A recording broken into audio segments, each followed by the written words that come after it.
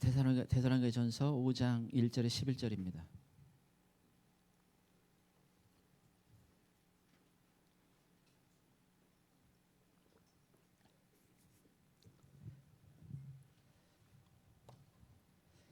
데살로니가전서 5장 1절 11절 같이 읽겠습니다. 시작. 형제들아, 때와 시기에 관하여는 너희에게 쓸 것이 없으면 주의 날이 밤에 도둑같이 이를 줄 너희 자신이 자세히 알기 때문이라. 그들이 평안하다 안전하다 할 그때 임신한 여자에게 해산의 고통이 이름과 같이 멸망이 갑자기 그들에게 이르르니 결코 피하지 못하리라. 형제들아, 너희는 어둠에 있지 아니하며 그날이 도둑같이 너희에게 임하지 못하리니 너희는 다 빛의 아들이요 낮의 아들이라. 우리가 밤이나 어둠에 속하지 아니하나니 그러므로 우리는 다른 이들과 같이 자지 말고 오직 깨어 정신을 차릴지라. 자는 자들은 밤에 자고 취하는 자들은 밤에 취하되 우리는 낮게 속하였으니 정신을 차리고 믿음과 사랑에 오심경을 붙이고 구원의 소망의 투구를 쓰자. 하나님이 우리를 세우시면 노하심에 이르시게 하심이 아니요 오직 우리 주 예수 그리스도로 말미암아 구원을 받게 하려 하심이라. 예수께서 우리를 위하여 죽으사 우리로 하여금 깨어있든지 자든지 자기와 함께 살게 하셨으니라. 그러므로 피차 권면하고 서로 세우기를 너희가 하는 것 같이 하라. 아멘. 저희 이제 이 초막절을 보내고 있는데 제 개인적으로는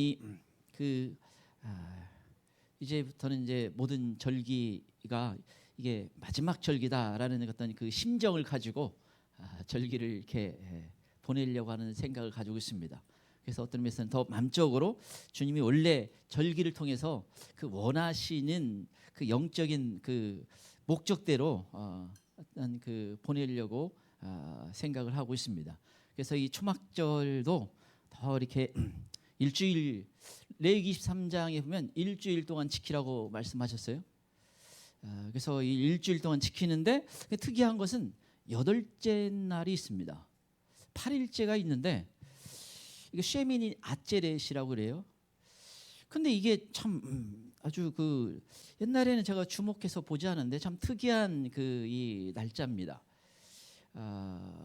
이 초막절을 일주일 지키라고 했는데 8째 날에 성회로 모이고 아무 일도 하지 말고 아주 특별한 절기 한 날. 원래 초막절 첫날을 그렇게 지키고 마지막 7째 날을 이렇게 지키라고 할 것 같은데 8째 날에 그런 어떤 일주일 지키는데 8째 날에 아주 특별한 그 내용이 들어가 있어요. 그래서 이게 참 마치 숨겨진 날과 같은 그런 날짜입니다. 아무튼 그래서 8일 동안 지키게 돼 있어요. 그래서 초막절을 또 이번 한 주간도 어떤 면에서는 더 이제 우리가 대속죄를 통해서 죄 사함 받고 이 초막절은 더 기뻐하는 날인데 그래서 더 많이 드시고 음식도 원래 음식을 많이 차려놓고 먹어요. 그런데 드시고 무엇보다도 주님을 기뻐하는 날로 이렇게 한 주간 보내면 좋겠어요. 다른 거 많이 묵상하지 말고 주님 많이 묵상해요. 예수님 많이 묵상하는 시간. 사실 내가 주님에 대한 이미지가 건강하고 그래서 주님을 많이 묵상하게 되면 뭐예요? 사실은 즐거워하게 되어 있습니다. 기쁨이 있어요. 왜냐하면 거기에 성령님 역사하기 때문에 그렇습니다. 그리고 그것은 굉장히 우리의 신앙에 굉장한 유익을 줘요. 우리가 너무 쓸데없는 걸 너무 많이 묵상해가지고 문제가 되는데 우리가 이 세상이 죄악된 세상 속에서 쉽지가 않아요. 천국에 가면 이거 자유로워요. 천국에 가면 다 좋은 생각만 하게 돼 있어. 근데 이 땅에서는 죄악된 세상이 쉽지 않은데 그래서 우리가 의지적으로 힘을 다해서 주님을 묵상하는 게 중요합니다. 근데 이번 특별히 초막절 한 주간 예수님을 즐거워하면서 그 은혜를, 그 사랑을, 그 자비를 많이 묵상하는 시간이 되기를 바랍니다. 그래서 이 초막절이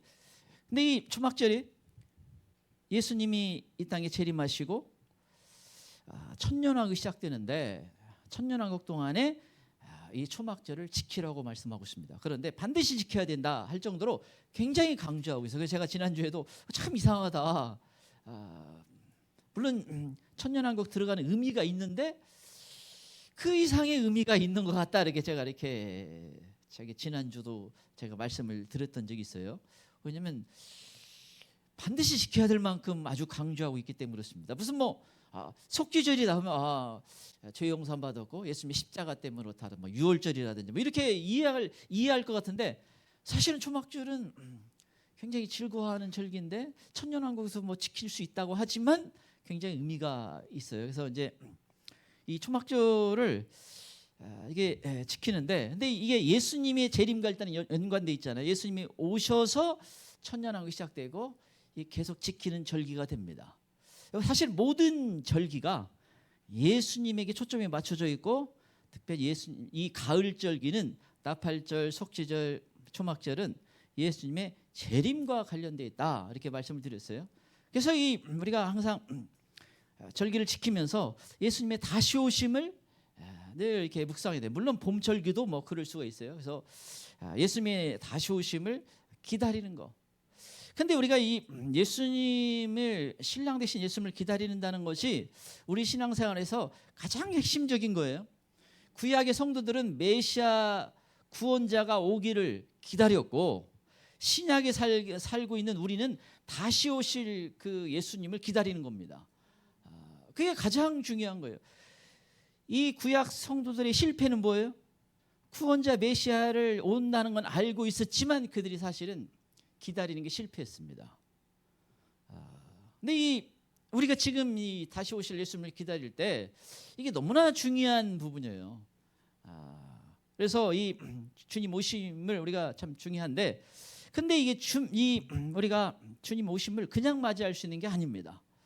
이건 더 그 영적으로 더 깨어 있고 더 준비되고 더 주님이 기뻐하는 사람이 돼야 된다는 것을 의미해요. 다른 어떤 기다리지 않는 신앙이면서 안 기다린다는 사실 말이 안 되긴 하지만, 아무튼 현실은 진짜 다른 사람이 제대로 기다리는지 의문이 들 만한 세상이잖아요. 근데 기다리지 않는 성도라고 하는 분들보다 더 영적으로 우리가 더 높은 기준을 가지고 신앙생활을 해야 됩니다. 그래서 여러분 요한계시록 14장 1절에서 5절에 보면 하늘의 시온산에 있는 성도들의 모습을 보여요. 근데 거기는 뭐예요? 정말 이 어린 양 예수 그리스도와 함께 서 있는, 그 자리가 정말 소망됩니다. 근데 그게 휴거된 성도들이라는 걸 좀 우리가 알 수 있는 게, 요한계시록 그 14장이면 여러 번의 추수가 나와요. 그래서 이 요한계시록 14장 14절 16절에 이 곡식 추수도 나오고, 그래서 이 천사가 이제 익었으니까 추수할 때가 되었습니다. 아마도 이 환란 속에서 곡식 익어져서 추수하는 것인지처럼 우리가 이해할 수가 있어요.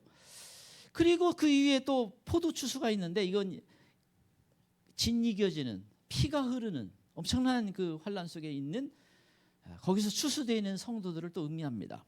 그래서 여러 번의 추수가 있는데, 그래서 이 요한계시록 14장 1절에 5절은 그런 어떤 환란에 대한 내용이 나오지 않아요. 더군다나 요한계시록 15장에 보면 또 이 하늘에 있는 그 성도들을 보여주는데, 거기 또 환란에서 나온 성도들로 언급되고 있습니다. 근데 14장은 아니에요.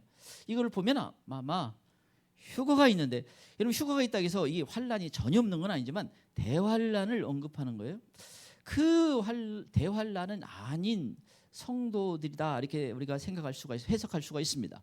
그래서 그 그룹에 들어가야 돼요. 그룹에 어떻게 들어가야 됩니까? 거기 보면 어린 양 예수 그리스도가 어디로 인도하든지 따라가는 자며 입에 거짓이 없고 그리고 흠이 없는 자들아.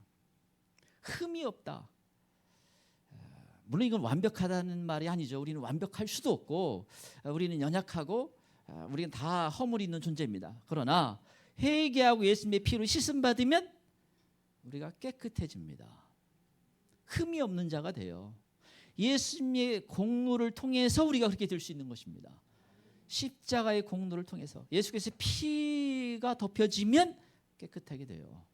그래서 사실은 우리가 이 예수님을 다시 오심을 기다리는데, 그래서 이게 다 가능해요.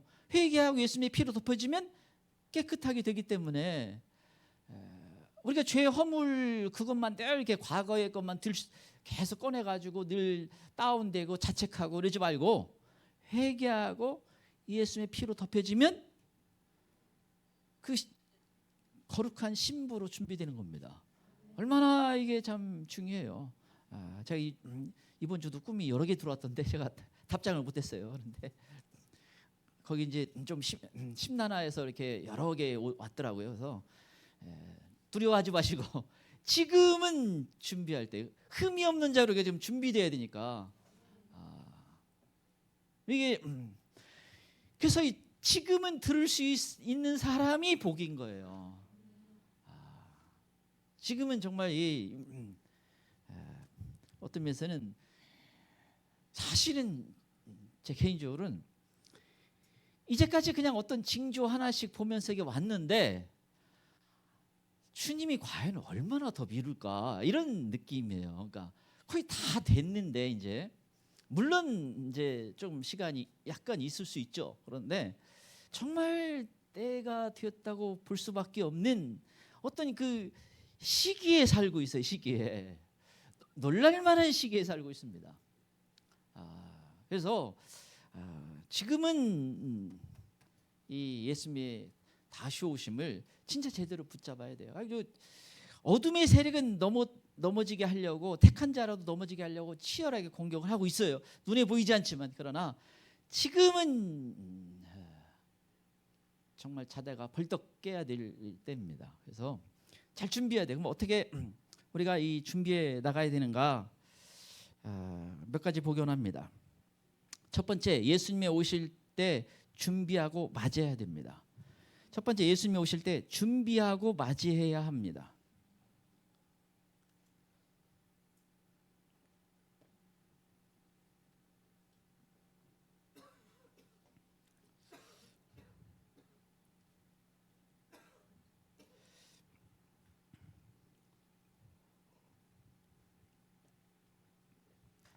예수님이 오실 때 준비하고 맞이해야 합니다. 1절 3절 보겠습니다. 1절에 3절 같이 읽겠습니다. 시작. 형제들아, 때와 시기에 관하여는 너희에게 쓸 것이 없으면 주의 날이 밤에 도둑같이 이를 줄을 너희 자신이 자세히 알기 때문이라. 그들이 평안하다 안전하다 할 그때 임신한 여자에게 상인 같이 멸망이 갑자기 그들에게 이르니 결코 피하지 못하리라. 주의 날을 맞이하는데 이 주의 날은 예수님의 재림의 날을 말해요. 그리고 우리에게는 말할 수 있는 기쁨의 날이고 그리고 멸망의 날로 언급하고 있습니다. 그런데 언제 온다 계세요? 평안하다 안전하다 할 때. 이건 제 개인적인 해석이에요. 제 개인적인 해석인데 과연 내년부터 평안하다 안전하다고 하는 게 가능할까? 여러분, 우리는 지금 역사상 가장 더운 여름이다. 각 도시마다 이번 주는 뉴욕을 빗물렸는데 한 달치가 불과 몇 시간 만에 뉴욕이 물바다가 됐다. 거의 도시마다 기록적인 어떤 그 폭우, 폭풍, 산불, 지진, 이런 엄청난 거의 기록적 웬만큼 어디에 대해서 무슨 지진이 일어났다, 무슨 비가 왔다 하면은 많은 경우가 왜요? 기록 이래 역사상 이렇게 나오고 있어요. 근데 이건 이제 그래서 많은 또 이 일반 전문가들도 무슨 얘기예요? 이제 시작이다. 그렇다면 어떤 기상학자는 내년부터 진짜 이제 큰 게 올 것 같다. 제가 봤을 때도 그럴 가능성이 아주 높아요. 거의 제가 봤을 때 평안하다 안전하다고 하는 그게 말할 수 있을 때 와야 되거든요. 사람들이 진짜 지구 다 무너지겠다 그럴 때가 아니라 지금은 영적으로 물론 우리는 평안하다 안전하다 할 때가 아니잖아요. 그러지만 그냥 보통 그냥 세상 속에 살아가는 사람은 지금 평안하다 안전하다 할 그때예요. 제가 이 시기가 지나고 과연 그게 이제 그런 말이 제대로 할 수가 있을까? 여러분, 경제도 무지무지 위험한 상태에 있어요. 많은 나라가 경제가 위험한 상태에 있고 뭐 하나 이렇게 좀 긍정적이라고 바라볼 수 있는 데가 별로 없어요. 근데 이 평안하다 안전하 그때 제가 보니까 지금 정도 그냥 영적으로 닫혀져 있는 사람에게는 지금 정도일 것 같아요. 그래서 제가 할 때는 이 말씀도 뒤로 조금 더 가면 이게 과연 이게 이 말씀이 과연 뭐가 잘못 해석했나 이렇게 볼 수밖에 없는 게 있습니다. 그런데 이 평안한 안전할 그때 많은 사람이 갑자기 당한다는 게 뭐예요? 그냥 순식간에 다 변해버린다는 것을 의미합니다. 이렇게 조금 전조 증상이 있다가 어느 순간에 갑자기 다 변하고 그냥 순식간에 다 요한계시록은 1시간 안에 다 변해버리는 거예요. 여러분 지금은 이 옛날 세상 같으면요, 그냥 뭐 미국에 어떻게 미국에 난리가 났어도 잘 모르고 그냥 지낼 수도 있어요. 지금은 금방 영향을 미치죠. 전 세계 모든 주가가 바닥 나버리고 그다음에 물류가 완전히 스톱될 수 있고 은행이 마비될 수 있고 돈 찾으러 뛰어들어가면 다 마비될 수 있고 지금 세상은 이 성경 말씀 그대로 순식간에 이루어질 수 있는 세상 속에 살고 있어요. 근데 우리가 이런 때 어떻게 해야 돼요? 예수님이 오신다는 것을 영적으로 깨어있는 사람은 당연히 생각해야 되는 시간이에요. 그리고 그 시간이 가까이 왔다. 이걸 붙잡아야 되는 이 시기입니다. 지금이 그때 아주 적합한 때구나. 이런 어떤 영적으로 최소한 깨어있는 사람은 이런 생각을 가질 수밖에 없는 어떤 저희 시기를 보내고 있어요. 제가 보니까 우리가 이제 여러 가지로 그 예수님이 알려준 징조가 뭐 있어요? 징조가 하늘의 징조, 예수님이 말씀하신 그 하늘의 징조예요. 그 다음에 경제에 관련된, 그 다음에 전쟁에 관련된 것들을 마태복음 24장에 세상 끝에는 무슨 징조가 있습니까? 제자들을 어떤 그 기근이가 기후와 관련돼 있죠. 기후, 어떤 물, 기후, 그 다음에 어떤 전쟁, 어떤 경제적인 거. 근데 그게 거의 말 그대로 전조 현상 같은 현상이 벌어지고 있어요. 그래서 이때는 이제 우리가 진짜 준비할 때구나, 진짜 정신을 차려야구나 이런 것을 알죠. 그래서 오늘 본문에 내가 갑자기 당하는데 갑자기 당하지 않도록 지금 말씀하고 있는 거예요. 마태복음 24장 근데 결국은 뭐예요? 예수님께서 마태복음 24장 37절 39절 노아의 때와 같다. 먹고 마시고 시집가고 장가고 하면서 멸하기까지 깨닫지 못하더라. 결국은 뭐냐면 멸망할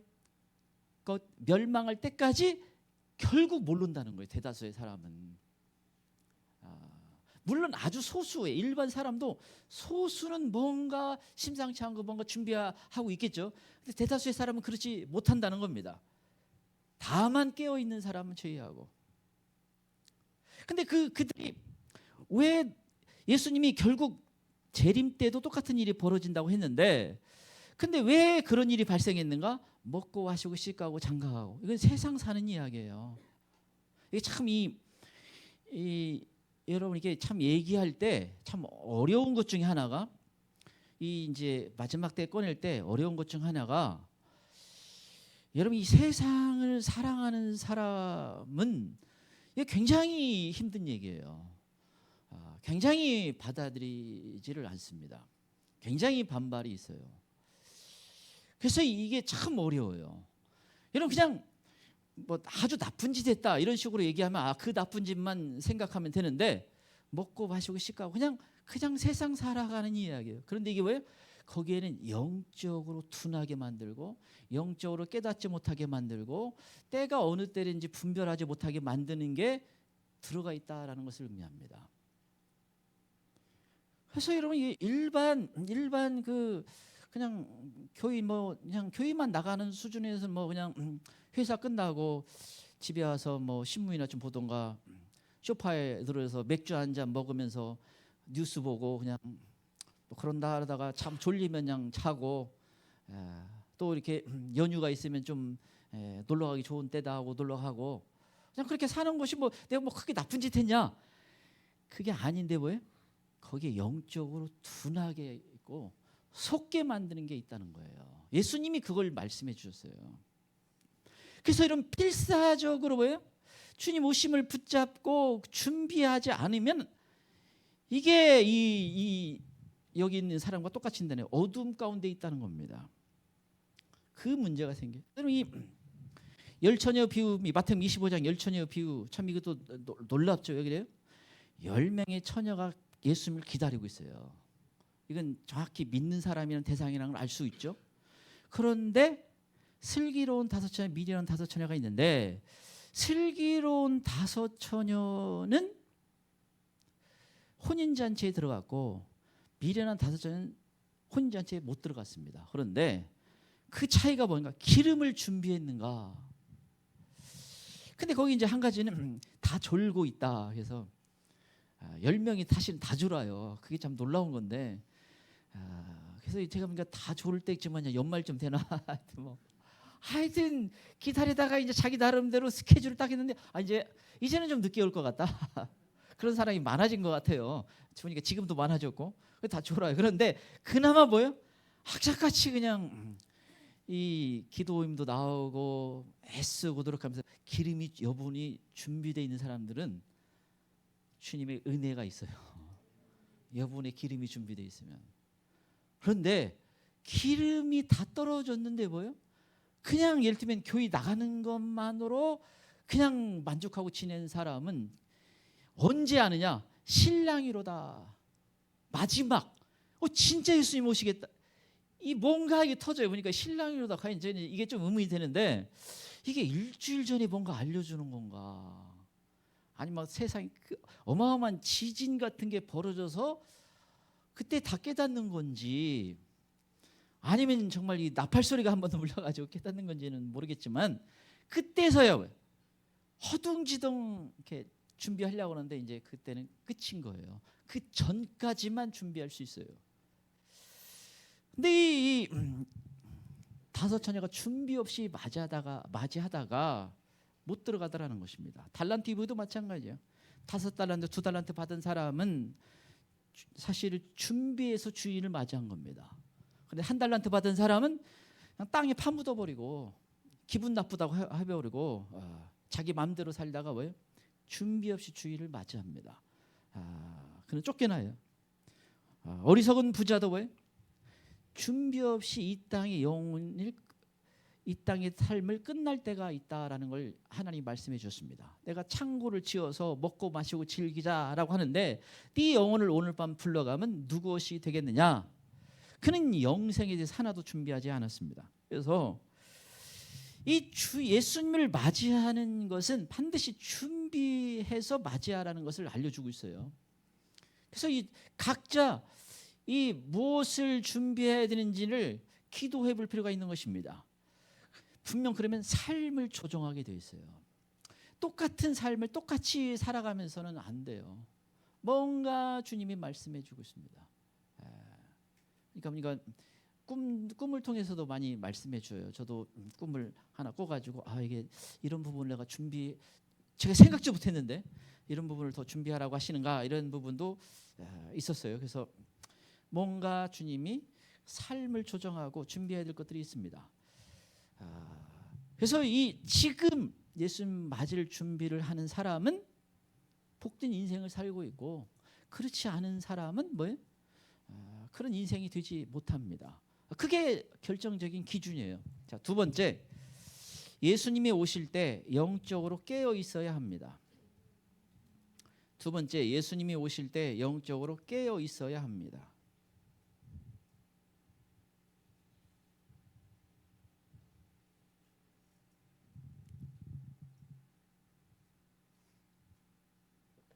두 번째, 예수님이 오실 때 영적으로 깨어 있어야 합니다. 4절에서 8절 보겠습니다.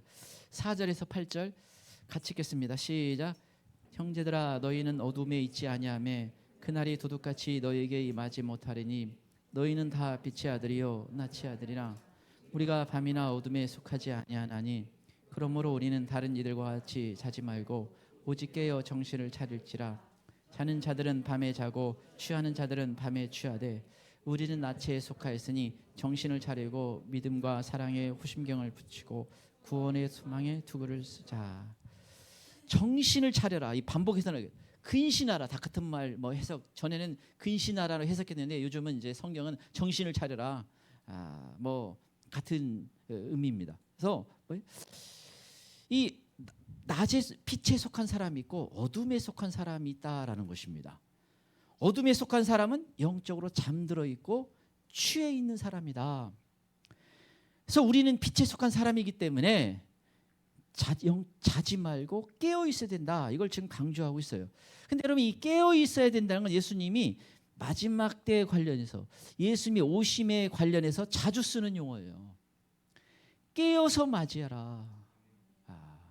이것은, 근데 이 깨어 있다는 것은 어떤 의미인가? 여기 보면 이제 이 본문에 어둠 가운데 있다는 걸 반복해 있어요. 여러분, 캄캄한 어둠이 있으면 뭐예요? 무엇이 무엇인지 못 보는 거예요. 저희 그 군대에 있을 때 보초를 서는데 사실 캄캄한 어둠, 이제 근데 이제 그 더러 장교 이제들이 이렇게 한번 뭐 불시에 오는 경우가 있어요. 그래서 잘 그때 아주 잘 맞이하면 상을 받고 잘못 맞이하면 이제 아주 기합도 있고 문제가 돼요. 그래서 이제 그 보초 서는 그 한 달씩 파견 근무로 우리는 이제 그 뭐 무기고나 이런 거 지키는 게 있었어요. 그런데 이제 밤에 되면 사실 아무것도 안 보이죠. 그냥 이 그 가로등처럼 하나 돼 있는 거 위에는 뭐 나머지는 캄캄합니다. 그러다가 이 새벽에 이렇게 아침에 빛이 쫙 오면서 그 나무들이 그냥 쫙 이렇게 이 빛이 임하면 그 얼마나 이게 참 보기 좋은지 몰라요.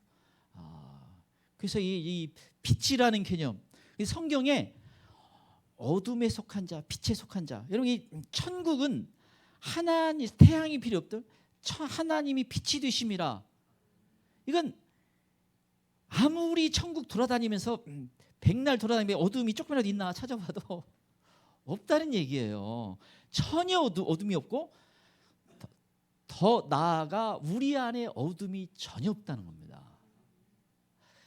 여러분, 사람이 내 안에 어둠이 전혀 없으면, 아니 뭐 우리가 전혀 이 땅에서는 그 경험하지 어차피 못하니까, 없으면 없을수록 밝은 거고 말할 수 없이 평강과 사실은 평안이 있고 기쁨이 있습니다. 물론 제가 자주 말씀드리면 제가 이 성령 받았을 때 잠시 체험했죠. 너무나 이 평강과 기쁨, 천국을 잠깐 맛보게 해준 거이다 제가 생각을 하는데, 사실 우리가 이 뭔가 근심이 있고 걱정이 있고 부담이 있고 뭐 뭔가 이게, 그래서 이게 어둠을 좀 많이 내가 그게 너무 많다 그러면 좀 쫓아내야 돼. 그리고 너무 생각이 많아도 스톱시켜요. 좀 이게 도움이 안 되는 생각을 너무 많이 하는 경우가 많아요. 내가 정말 이 믿음으로 이거 생각하고 있는가? 주님이 주신 생각인가? 이게 하나님 말씀에 근거한 건가? 이거 아니면 수시로 쳐내야 될 게 많아요. 어떤 사람은 그냥 90%는 다 쳐내야 돼. 너무 이 쓸데없는 그 잘못하면 불신앙적인 거로 나가기 쉬워요. 생각을 그쪽으로 너무 많이 하면 그게 입으로 자꾸 튀어나오면요, 다 죄가 돼 버리잖아요. 그래서 이 땅에 우리가 그 싸워야 돼. 그래서 이 어둠인데, 근데 그게 뭐가 참 많은 문제가 되냐면 보는 거와 연관이, 보는 거. 그래서 이 마태복음 6장 23절, 눈이 나쁘면 온몸이 어두울 것이니 그러므로 내게 있는 빛이 어두우면 그 어둠이 얼마나 더하겠느냐. 이거 참, 눈은 신체의 일부잖아요. 눈이 어두우면 온몸이 어둡다는 표현을 쓰고 있어요. 이게 결정적이라는 겁니다. 보는 게. 어떤 사람이요, 만약에 지금 예수님이 오실 때가 지금은 그런 게 보이지 않는다, 그 사람에게 뭐예요? 그 나머지는 그냥 꽝이라는 거예요. 이게 얼마나 큰 중요한 문제가 됩니까? 일단 제대로 영적으로 봐야 되는 이게 보는 것이 결정적이라는 거예요. 그렇지 않으면 여러분 바리새인의 예수님이 요한복음 9장에 바리새인을 향해서 예수님이 아주 강하게 이제 이렇게 질책을 해요. 너희가 맹인이다는 거예요. 맹인이다는 거예요. 바리새인의 문제는 뭐냐? 결정적으로 그 때가 어느 때인지 전혀 몰랐다는 거, 보지를 못한 거예요. 예수님이 너희가 천지의 기상은 분별할 줄 알면서 왜 이 시기가 어느 시기인지를 모르느냐? 영적으로 볼 수 있는 눈이 없었다는 겁니다. 뭐 성경을 가르치고 뭐 선생이고 스승이고 뭐 별거 다 갖다 붙이고 있지만 나름대로 잘한다고 생각했지만 뭐예요? 영적으로 제대로 보지 못하니까 예수님도 알아보지 못하고 하나님의 일을 방해하고 주님의 진노를 받은 거예요. 이게 영적으로 보는 게 대단히 중요해요. 그래서 우리가 제대로 볼 수 있도록 도와주세요. 저는 그래요. 사실은 이거 제대로 보면 뭔가 콩닥콩닥 가슴이 뛰는 시기예요. 옆에 사람들이 다 이해를 못하지 지금. 제가 왜 이러나. 다만 이번에 갔더니 이것도 제가 저는 그냥 우리 형님한테 이것도 이 설교 들으면 미안한데 옛날에 제가 마지막 때로 하니까 약간 비꼬듯이. 근데 이번 가니까 생각이 좀 달라졌더라고요. 왜 그냥 뭔가 세상이 심상치 않다는 것은 들어갔어요 보니까. 그래서 이번에 때가 다 됐다. 그때만 이제 말끝은 흐리더라고요. 이제 이게 세상에 보니까 때가 다 된 것 같긴 한데, 그러니까 좀 부담이 된다 뭐 이런 얘기는 하긴 해요. 근데 사실은 이 제대로 볼 수 있는 게 출발이에요, 출발. 그럼 이게 지금 영적으로 깨어 있으라고 하는데 이 왜 깨어 있어야 되는가? 오늘 그 본문을 중심으로 보면 여기 밤에 취한다. 밤에 취하는 거, 이게 취한다는 거냐? 그냥 그게 술 취하는 것은 뭐예요? 그냥 해롱해롱 하는 거잖아요. 근데 계시록에 보면 세상에 취하는 걸로 돼 있어요. 세상에 취하는 걸로. 여러분 이 세상은 우리를 취하게 만들어요. 여러분 이 취하는 거 어떻게 아냐면 예배 하나도 재미없죠 우리 학생들. 아니 한두 명만. 그런데 거기에 다른 거 재미있는 거 눈이 번쩍번쩍 나면서 뭐 두 손 돌고 뭐 그거 아쉬워요 그냥.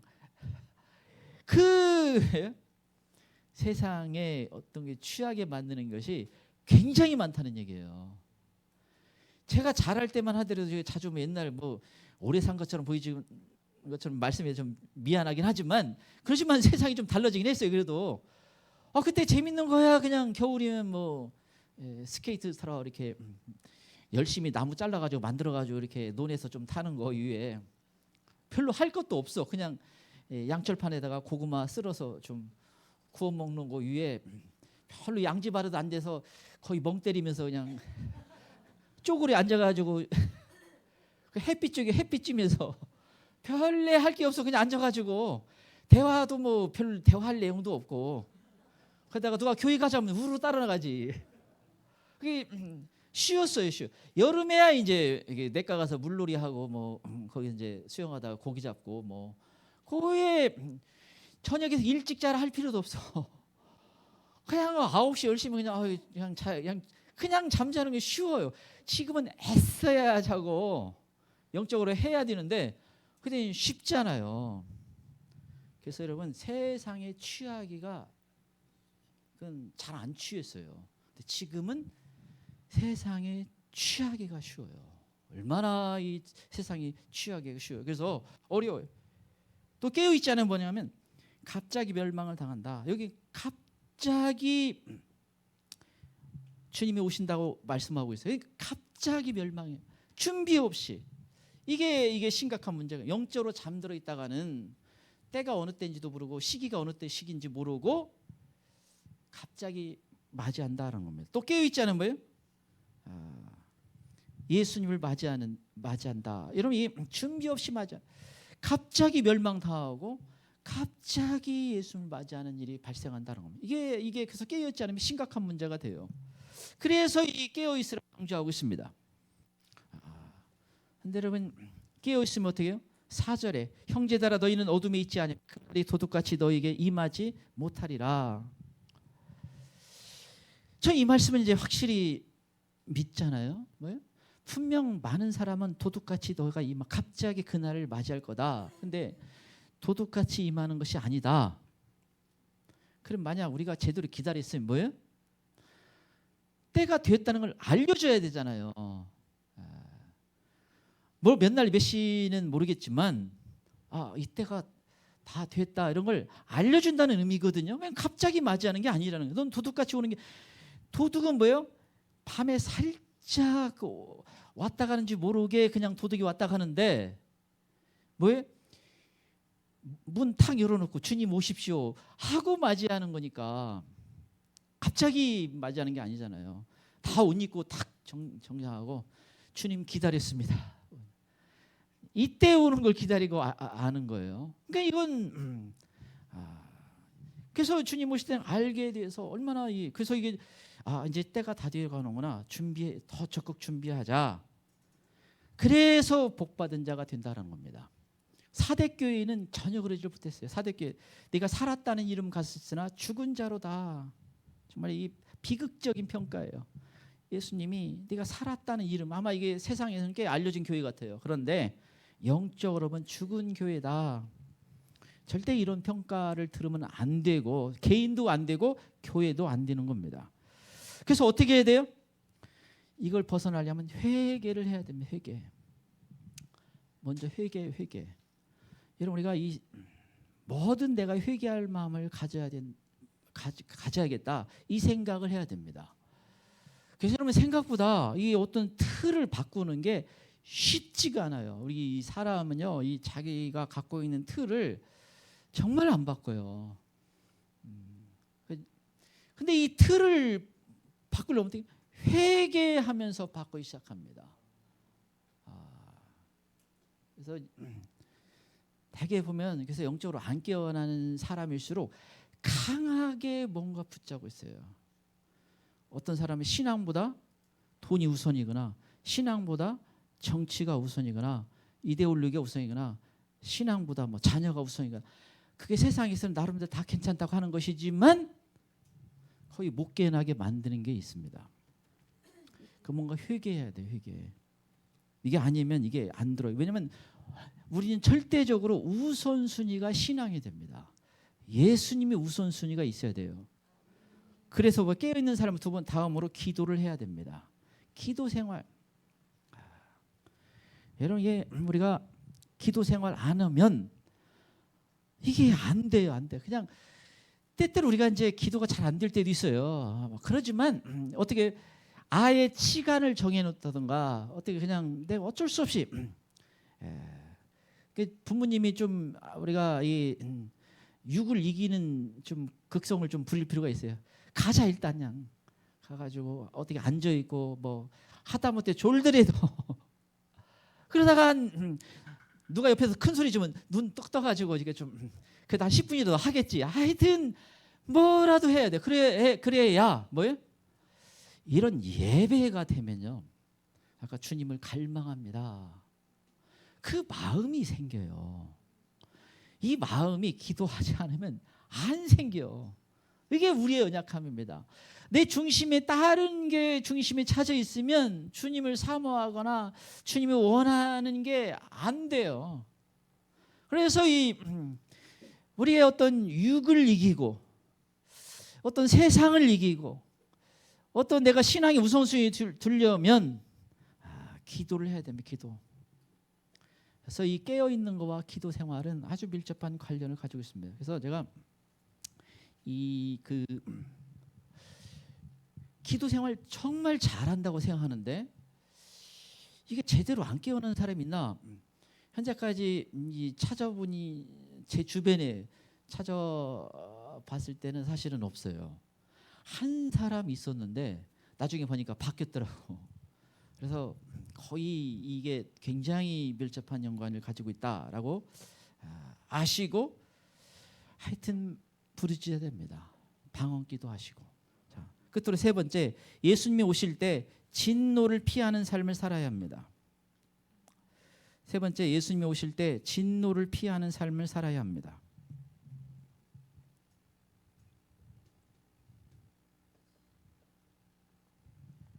예수님이 오실 때 진노를 피하는 삶을 살아야 합니다. 9절 10절 보겠습니다. 9절에 10절입니다. 9절 10절 같이 읽겠습니다. 시작. 하나님이 우리를 세우시면 노하심에 이르게 하심이 아니요 오직 우리 주 예수 그리스도로 말미암아 구원을 받게 하려 하심이라. 예수께서 우리를 위하여 죽으사 우리로 하여금 깨어 있든지 자든지 자기와 함께 살게 하려 하심이라. 하나님 우리를 세우시면 노하심에 이르게 하심이 아니요 하나님이 우리를 노하심에 두기를 원치 않는 분이다. 거기서 건져주시는 분이시다. 그걸 피할 수 있게 해주시는 분이다. 여러분, 이 데살로니가 전서 1장 10절에서 장래의 노하심에서 우리를 건지시는 예수시니라. 장래 훗날의 노하심, 이 요한계시록은 14번이나 하나님의 진노에 대해서 나옵니다. 거기서 건져주시는 예수님이다. 어디? 공중에서 보니까 우리를 노하심에서 건져주신다. 이 말씀을 그냥 있는 그대로 믿으면 돼요. 물론 이게 뭐 환난 전이냐, 환난 중이냐, 환난 후냐, 뭐 이런 논쟁이 있죠.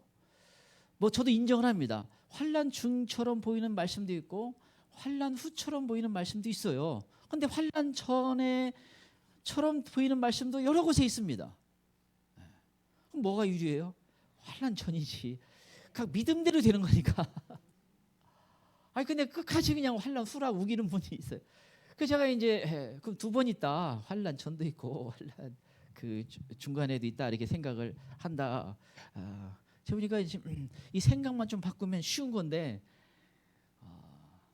그 건져주시는 예수님, 난 그 예수님을 믿어요. 예수님을 신뢰하고 굳이 남겨놓을 필요가 없어요. 여기 남겨놓는 거 뭐예요? 이제 곡식이 익어야 되니까 그 전혀 제대로 준비하지 않고 있다가 맞이하면 뭐예요? 이제 좀 준비하는 시간이 필요하죠. 그래서 필요하고 또 이 회개하라고 하는데 회개도 않고 그러면 뭐 할 수 없죠. 그렇지만 준비해서 우리가 부족하고 연약한 건 끝까지 연약하고 부족하지만 그러나 건져주시는 그 예수님을 우리가 믿음으로 붙잡는 게 중요합니다. 그 말씀 그대로 전 이루어진다고 믿는 거죠. 요엘서 2장 30일 나 여호와가 말대로 시온산과 예루살렘 피할 자가 있을 것이며 남은 자 중에 나 여호와의 부름을 받을 자가 있을 것이며 여기는 아예 두 가지로 나눠주고 있어요.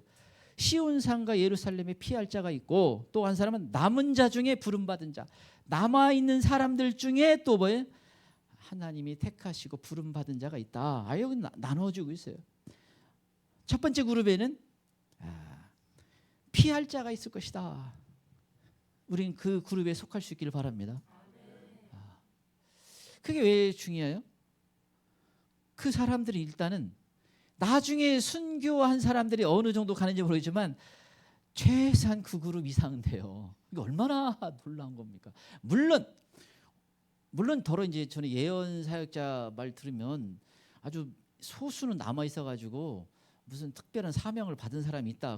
그건 저는 모르겠지만 일반적인 휴거는 하늘의 시온산에 어린 양 예수 그리스도와 함께 서 있어 특별한 은혜 그룹에 들어가 있는 거예요. 그래서 우리가 소망할 수밖에 없습니다. 물론 주님이 원하시면 뭐 우리가 순교도 할 수 있고 주님이 원하시면 또 우리가 이 땅에 뭐 여러 가지 해야 될 것도 있을 수 있지만 그러나 정상적으로 이 말씀을 붙잡고 있으면 뭐예요? 피하는 자가 되도록 기도하는 게 복된 겁니다. 그래서 여러분 이걸 직접 기도하세요. 어떤 사람은 많이 들었는데 기도를 하는 게 없어. 주님 저도 거기 참여할 수 있도록 원합니다. 제게 은혜를 주세요. 이렇게 기도하는데 누구하고 얘기하다 보니까 제가 많이 들었지만 기도한 적은 없는데요. 이건 뭐야? 큰일 나요 그거.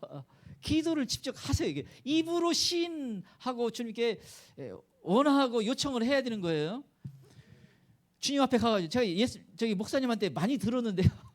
그거 가지고 안 돼요. 내가 기도해야지. 참 어떻게 하다가 내가 놀랬네요. 아주 직접 원하고 기도 사모합니다, 주님. 이 남학생들도 기도해야 돼요. 여학생들만 사모하는 게 아니에요. 또 누구 들으니까 남학생들도 사모하고 초등학생도 사모해야 되고. 저는 어린데요. 그거 안 통해. 이제 그만큼 어리질 않아. 이미 다 컸어 이제 다. 그래서 주님 사모합니다. 그래서 여러분 이게 뭐예요?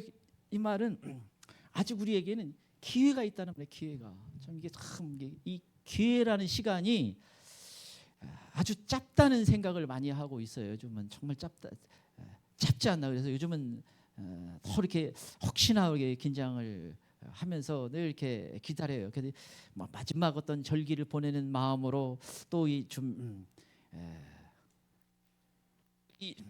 10월이면 또 얼마나 좋은데 오시기 좋아요 또. 그래서 오시면 참 지금입니다.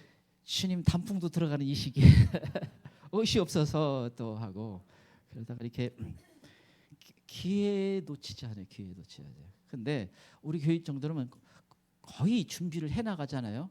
좀 적게 준비하냐 그렇지 않냐의 차가 있지만 그러나 마지막 그 은혜를 구하고 사모하고 뭔가 지금은 그래서 이렇게 꿈도 보여주고 또 내가 어떤 생각나게 하는 것도 있고 다 그냥 회개하면 돼요. 회개하면요.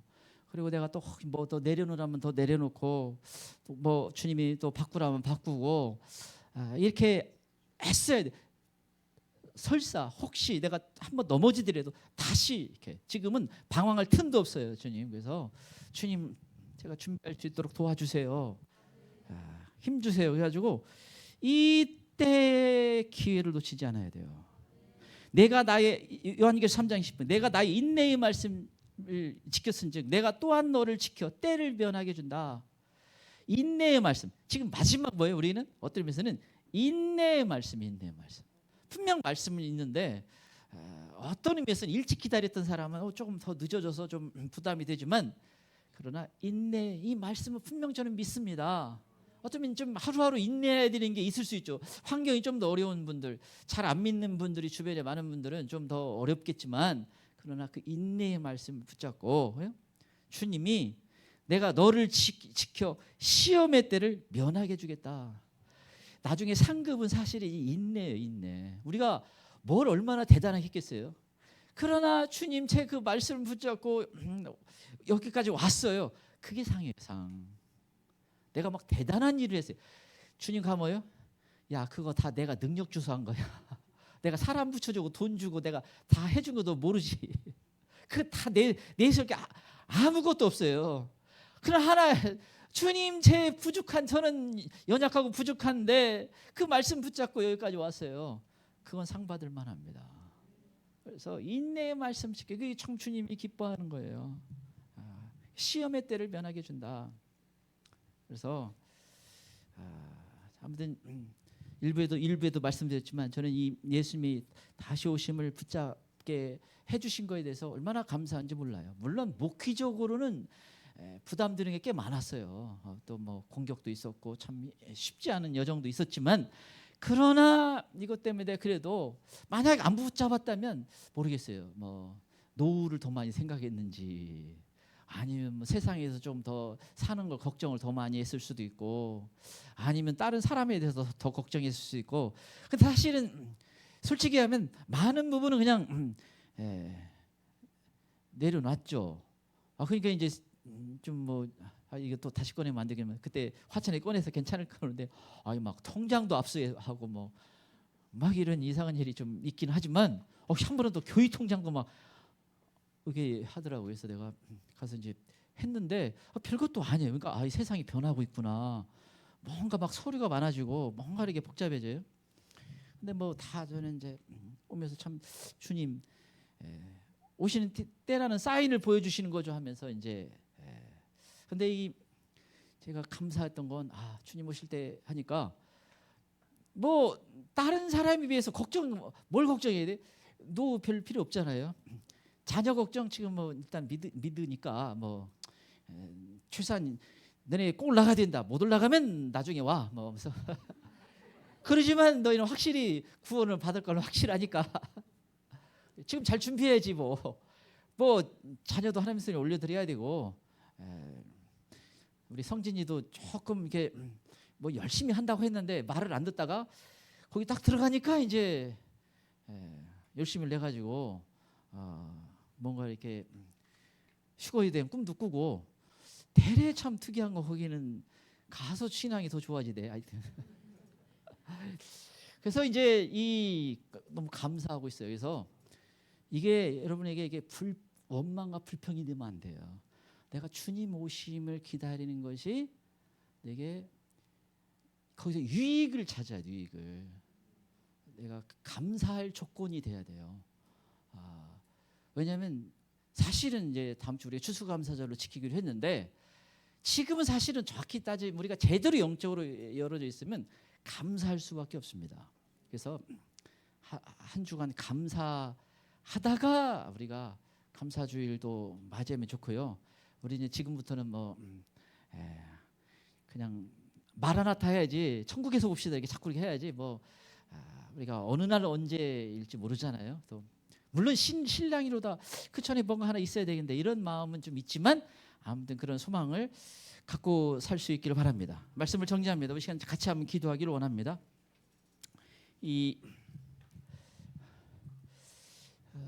우리가 주님 오실 때 정말 준비하고 우리 제대로 맞이할 수 있기를 또 소망합니다. 또 영적으로 깨어있기를 원합니다. 또 정말 주님 우리가 다친 도를 피할 수 있는 데까지 갈 수 있도록 은혜 베풀어 주셨다. 우리 예수님 세 번 부르고 같이 기도하겠습니다.